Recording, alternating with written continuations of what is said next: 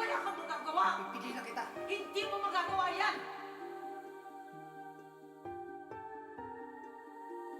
Pakisabi rin sa kanya, nakakampi niya ako. Kaibigan. Kung may kailangan mo siya sa akin, tawagan lang niya ako, ha?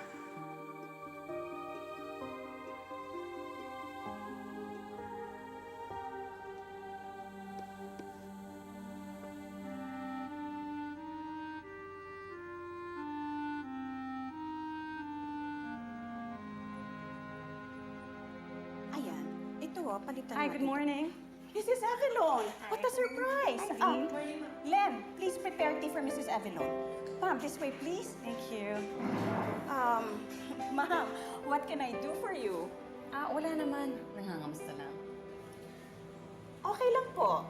As a matter of fact, yung university ay maraming mga projects para sa mga students. Oh yes, I heard from my daughter Sandy. Malapit na nga daw yung search for Mr. and Miss Popue. Yes, that's right. Actually, Sandy volunteered to be the representative for the College of Business. Really? Oh my! I didn't know that she really wanted to join so badly. Alam mo kasi, Dean, si Sandy, ayaw niya ng ganung mga klaseng contest. Siguro na-challenge siya sa sinabi ko. Sinabi ko kasi sa kanya that she has to face her own fears. I sort of dared her to excel. Yun naman ang tinuturo ng school niya, di ba? Dare to be different, dare to excel. Unless, nagbago na yung thrust ng school niya. No. Ganun pa rin po, Mrs. Avalon. That's good. Kamusta naman yung pag-volunteer ng anak ko? Ako po si Eve. Ano bang atin? Interesado po kaming kunin si Rafi para maging kauna-unahang scholar ng Evelyn Pharma. Wow! Sunik namin ang grades niya sa school at outstanding naman ang kanyang track record. Maganda rin po na meron siyang extracurricular activities katulad ng pagsiswimming at saka pagtatrabaho as tutor. Full scholarship po ito hanggang matapos siya mag-aral. Tsaka kahit anong course pwede niyang kunin. At may chance pa na i-absorb ka ng Evelyn Pharma para din magtrabaho. Alam niyo, this is a big leap for Sandy na i-volunteer niya yung sarili niya na sumali sa isang beauty pageant. Unless, may napili na kayong ibang representative? Actually, wala pa po, ma'am. Oh, that's good then that, you're giving first-timers like Sandy a chance. Dean, tulungan ninyo ako to convince Sandy that she can excel in anything that she wanted to do. And I assure you, she's gonna give it her best. At kung inaalala niyo naman na matatalo ang college niya this year, don't be. Susuporta namin kayo. Magaling po ang anak niyo, Mrs. Gipit. Oo naman. Kaya naman gusto namin siyang suportahan. Yun kung papayag po kayo sa Ay, alok ng oo, Evelyn syempre, Pharma. Miss Eve. Payag na payag ako. Basta makakatulong sa kinabukasan ng anak ko. Maraming salamat din at ako yung napili niyo. So, okay bang sumama ka sa akin sa office? Ay, oo. Para makilala mo si Dr. Evelyn? Oo naman, na. Sige, Ibis lang po ako. Bilisan mo kung pag-stay si Miss Eve. Mami, kahit ano, okay naman dyan Okay, hindi kailangan ma-impress yan si Cynthia Evelyn. Lalong-lalo nang napirmahan ko na ang kontrata. Kailangan pag nagharap kami, presentable ang ganda-ganda ko. Alam mo, sabi sa akin ni Judith, kailangan power dressing. Ngayon na yayaman na tayo, kailangan powerful ang dating ko.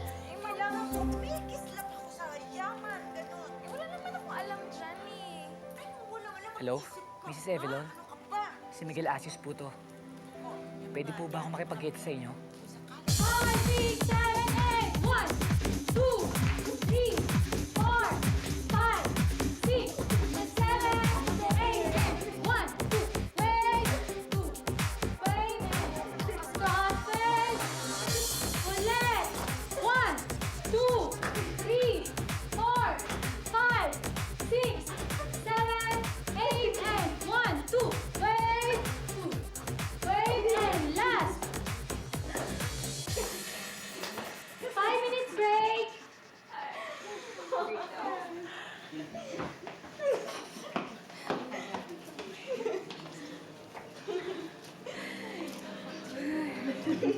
Yung weirdong yan, isasali nila sa Mr. and Miss Popue. Ewan ko, nagtataka rin ako eh. Gusto ba nilang magpatalo? Malamang, men. At yan ang ipapartner kay Ken? Ay, naku, no. Kitang-kita ba naman simple-simpleng steps na nga lang. Hindi pa magawa. Oo nga. At saka, ano pa naman niya kay Yelena? Di ba? Yeah, obviously. Excuse me? Ako ba yung pinag-uusapan niyo?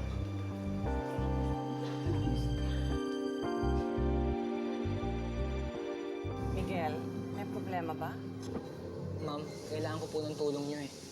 Nakikiusap po sana ako na iuro niyo yung deal niyo kay Tita Dolores. Pero hinihintay na ako ng Tita Dolores mo. Pinangako ko kasi sa kanya na pupuntahan ko siya para kunin yung papeles. Nagmamakaawa po ako sa inyo. Hindi ko na po kasi kaya pigilan ang desisyon ni Tita Dolores eh. Umaasa na lang po ako sa desisyon niyo. Ito na lang po natitirang alaala ni Tatay Kaloy. Ayoko po mawala sa amin. Please naman po.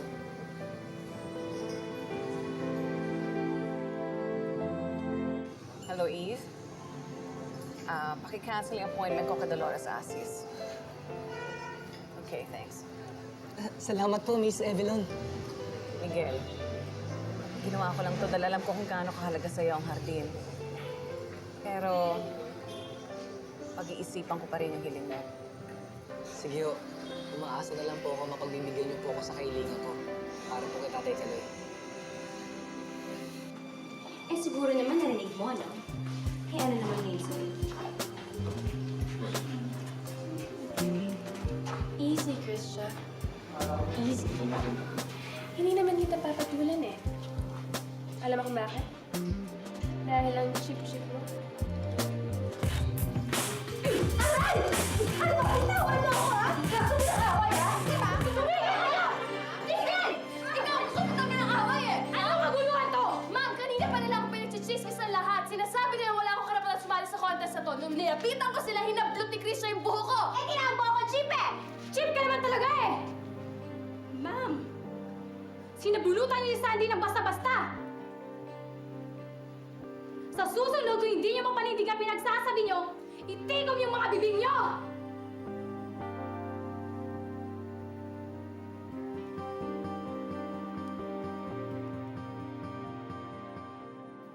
Rafi Kipit, Dr. Jared, musta?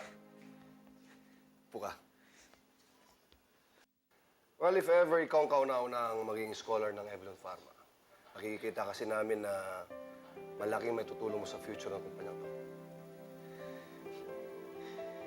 Well, let me show you how big the company is. Any ideas as to how... Good afternoon, board. It's okay, pinapasyal ko lang itong kauna-una ang scholar natin. Oh, Si Rafi Kipit, board, Mr. Esa White, Vice President of Marketing.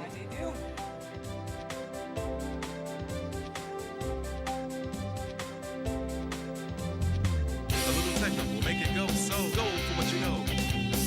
It's on you, do what you wanna do. When you put a little hit to kick it round, it's on you, do what you wanna do. Now it's on me, so let me see. A little techno will make it go so go for what you know. You're gonna get it on and on and on. You're gonna get it on and on and on. Hold it up like that. Hold it up like that. It's on you, do what you wanna do. When you put a little hit to kick it round.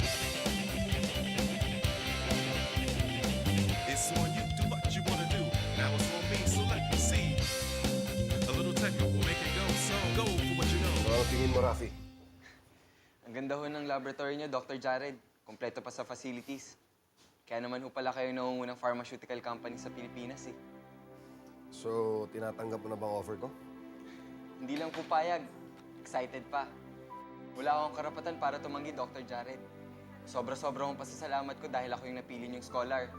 Ang laking tulong ho nito para sa akin. Elena! Ang dami naman yan. Ano to? Lahat to babasahin mo? Hindi. Lahat yan, babasahin mo. Ha? Bakit? Hello! Di ba malapit ang midterms? Kailangan mag-aral ka. Hindi ang papetiks-petiks ka, no? Ah. Ikaw concern ka sa akin Gusto mo makapasa ako para matuloy yung date natin, no? Mag-aaral ka. Ayan, no? Mag-aaral ka na. Simulan mo na yan.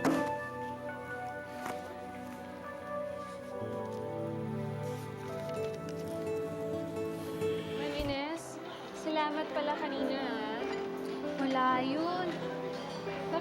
ginagawa sa akin? Alin? Tinutulungan niyo ako, pinagtatanggol. Nakikita ko yung sarili ko sa'yo nung bata pa ako. Weirdo ka rin, ma'am. Ganun ba yun? Hindi. Bakit? Weirdo ka ba? Sabi nila. Ikaw naman kasi. Kayaman-yaman niyo, ba't di ka mag-ayos? Okay naman ho ako. Ayos ka nga. Pang-boy naman. Dapat, pang-girl. Alam mo kasi, Ma'am Ines, sa totoo lang, hindi naman ako sanay sa mga ganyan eh. Kasi wala naman ako mga kikay na gamit. Gusto mo samahan kita? Tuturuan kita. Talaga? Sasamahan niyo ako?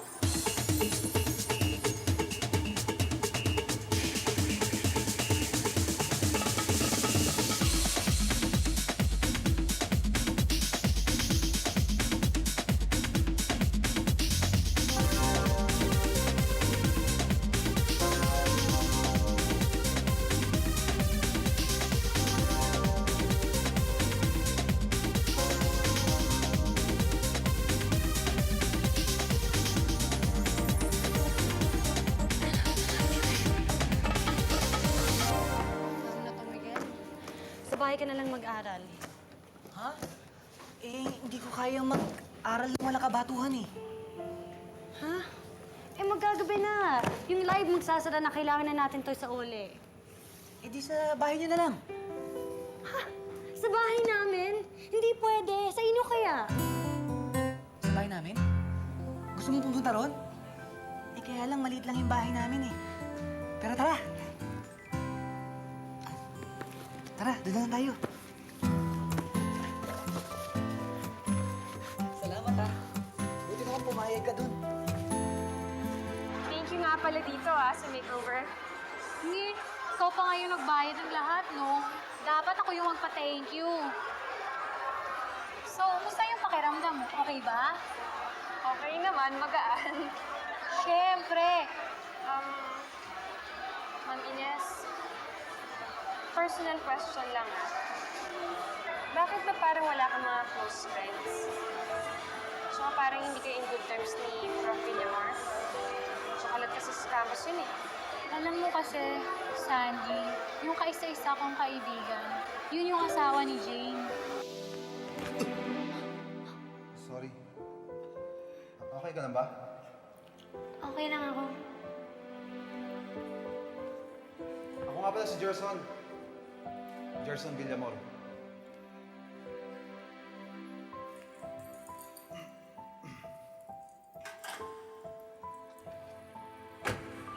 Salamat ha. Gusto mo bang pumasok? Hindi na siguro. Importante, naihatid kita tsaka alam kong safe ka nakauwi. Salamat, Gerson ha. Mag-ingat ka. Sige. Ines, Yes? meron ka bang barya? Wala kasi akong pambayad ng taxi. Eh, hindi pa ako nakapag-withdraw kanina. Meron. Sandali. Gerson, uwi ka na ba? Sabay na tayo. Ines, hindi ko alam kung makakauwi pa ako eh. Ha? Bakit? 3 buwan na kasi akong di nakakabayad ng OPA eh. Pinapalayas na nga ako ng landlady ko eh. Pwede mo ba akong tulungan, Ines? Please naman.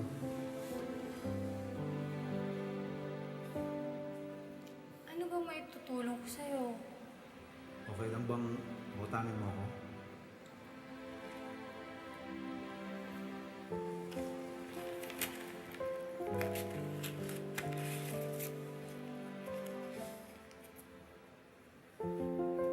Pwede na ba itong 2,000?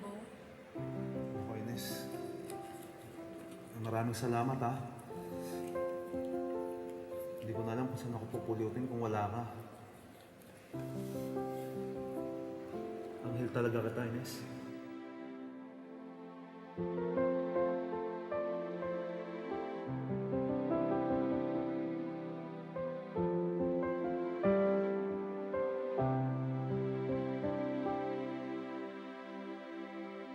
Tara na? So, tuloy pa rin yung date natin. Sure. Sige. Gerson!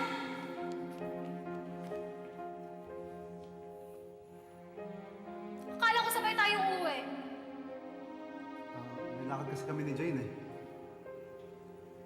Si Jane, sa Mass Comm department siya. Girlfriend ko.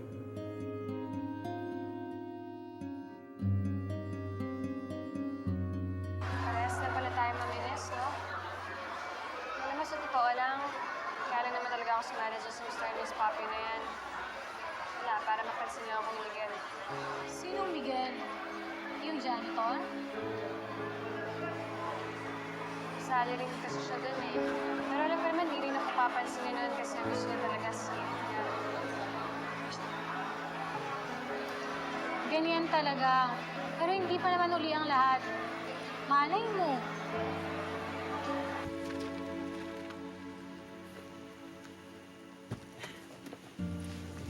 Miguel! Tol. Ay, saan dito, babes mo? Di kotse ah. Wala yan, Tol. Sige na, baka dinadaya ka na ron. Pare Koy! Pare Koy! Pare Koy? Si Ilina. Ilina, ang best friend ko. Si Chikoy. Ilina? Nice meeting you. Ay. Pare Koy, di ba kayo punta perya? Hindi mo na. Magre-review pa kami. Ah, magre-review kayo. Sige. Ilina, welcome to my village. Sige. Nice meeting you again. Oh, diretso lang.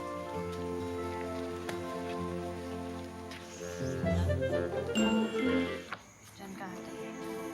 Tama, Diba? tama. Dali, dali, ano na? Ay, naku, anong ba yan? Ulan na yan, ang putik-putik. Nasayang lang ang lakad natin. Bakit kaya hindi ako sinipot niyang si Cynthia Evelyn? Naku, parang may naaamoy ako na may nanunulot sa akin. Hindi ko gusto ito. Mami? Aba, Miguel? May bisita ka palang magandang babae?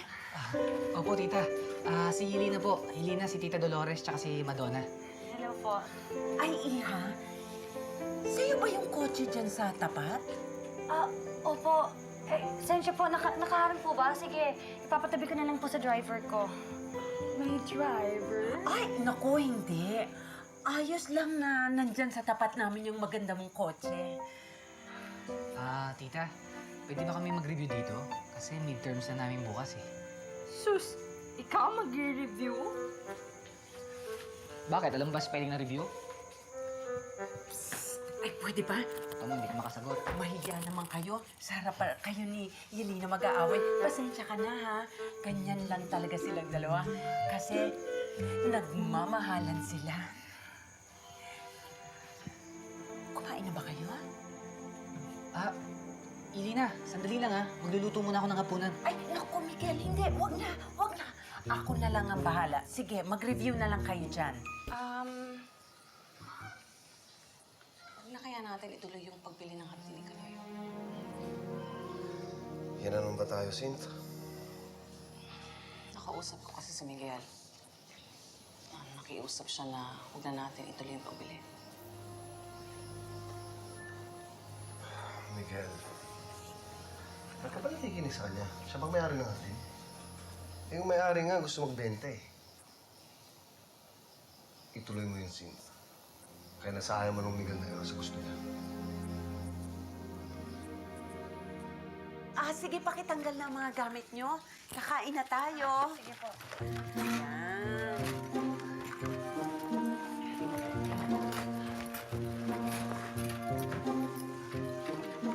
Ayan, para sa inyo, ha? Okay. Kain na, Yelena.